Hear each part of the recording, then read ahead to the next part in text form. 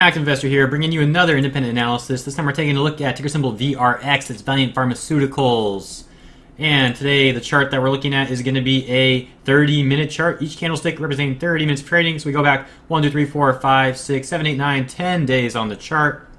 Three main points to take a look at on this one. $29.40, $27.20, $26.20.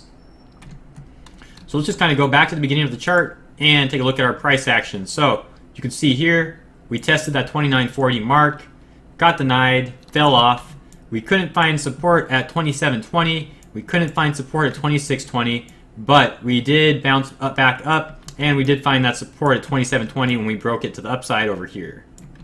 So we found that support for half the day and almost half the other day, but big red candle bringing us down. 26.20 support acted pretty well. The next day it broke pretty hard though. Dipped all the way down to the low 25s.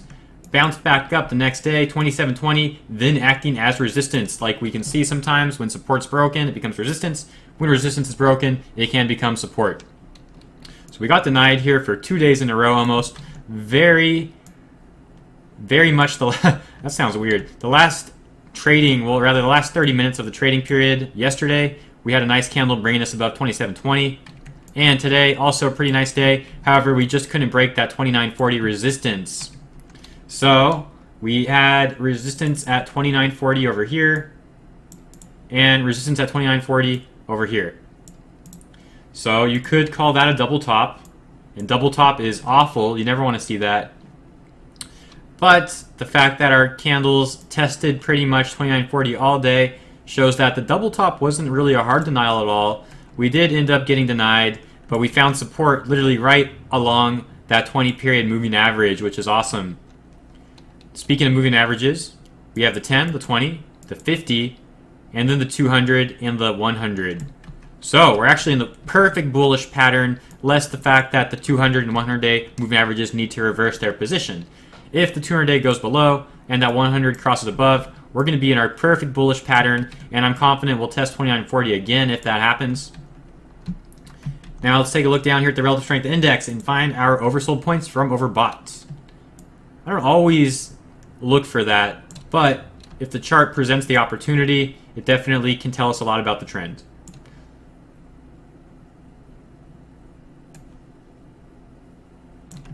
Should be this one.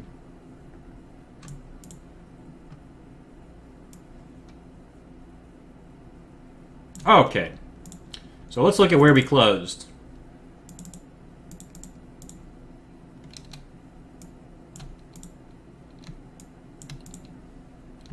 Drawing marks, each overbought area, oversold area. So this oversold area was a little bit higher, indicating that we had a potential uptrend. That's why we saw it testing this area again, but as we already know, we did get denied.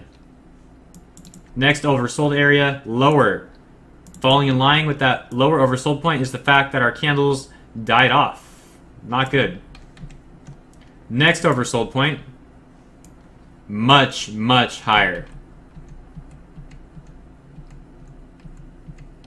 So we can see that the trend is actually up on an intraday level. That's great. Now, our RSI is looking good. Our moving averages are looking good, almost great.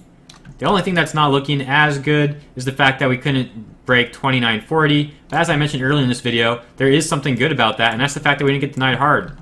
A hard denial of 29.40 based off that double top would mean that we would have seen these candles drop all the way back down to our prior support at $27.20.